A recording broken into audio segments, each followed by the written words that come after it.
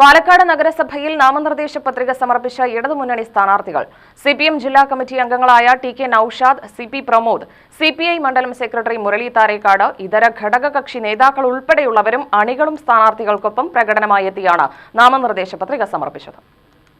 നഗരസഭ രൂപീകരണത്തിന് ശേഷം ഒരു തവണ മാത്രം ചെയർമാൻ സ്ഥാനം കൈയാളിയ ഇടതുമുന്നണിക്ക് പിന്നീട് ഭരണത്തിലെത്താൻ കഴിഞ്ഞിട്ടില്ല. CPM 47, CPI 3, Kerala Congress M 1, Kerala Congress 1, NCP 1 എന്നിങ്ങനെയാണ് ഇടതുമുന്നണി സ്ഥാനാർത്ഥികൾ മത്സരിക്കുന്നത്. സംസ്ഥാന സർക്കാരിന്റെ വികസന നേട്ടങ്ങൾ, നഗരപരിധിയിലെ വികസന മുരടിപ്പ് എന്നിവയും UDF BJP കക്ഷികളിലെ ഭിന്നതയും വോട്ടാകുമെന്ന പ്രതീക്ഷയിലാണ് മുന്നണി. ജില്ലയിലെ കരുത്തുറ്റ പ്രസ്ഥാനമാണെങ്കിലും നഗരസഭയിൽ ഭരണത്തിലെത്താൻ കഴിയാത്ത സ്ഥിതി മാറ്റിയെടുക്കുകയാണ് വെല്ലുവിളിയെന്ന് നേതാക്കൾ പറഞ്ഞു.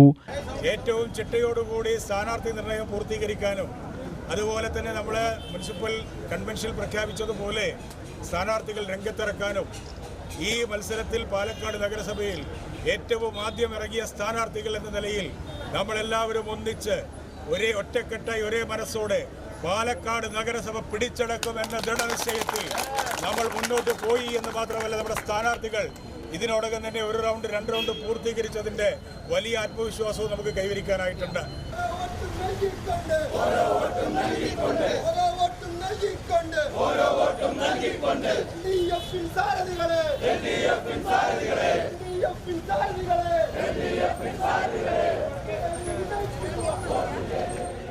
ഇത്തവണ ഭരണം പിടിച്ചെടുക്കുകയെന്ന ലക്ഷ്യത്തോടെ താഴെത്തട്ടിലുള്ള പ്രവർത്തനങ്ങൾ നേതൃത്വത്തിന്റെ നിരന്തര ഏകോപനത്തിലാണ് പ്രചാരണം നടക്കുന്നത്. മുഖ്യ ഭരണാധികാരി rusk Felix, deputy municipal secretary Ajay എന്നിവർക്ക് മുമ്പാകെയാണ് നാമനിർദ്ദേശ പത്രിക സമർപ്പിച്ചത്. UTV news, Palakkad.